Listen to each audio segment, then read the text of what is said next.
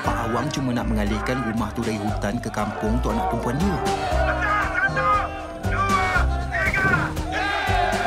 Mula-mula kita sentuh rumah tu aja, dah macam-macam hal jadi kat kampung kita ni.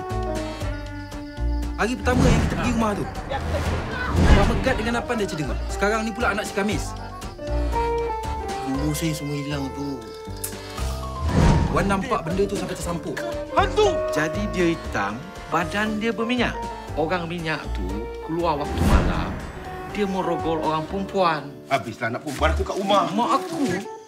Orang minyak homoseksual. Inilah antara sebab kenapa kita mesti hancurkan setan tu. Serang habis-habisan. Serang macam main bola. Belakang ni! Jom!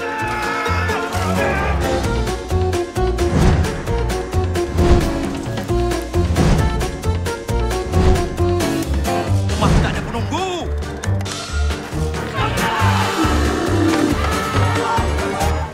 Kau ni betul cacat betina, cakap.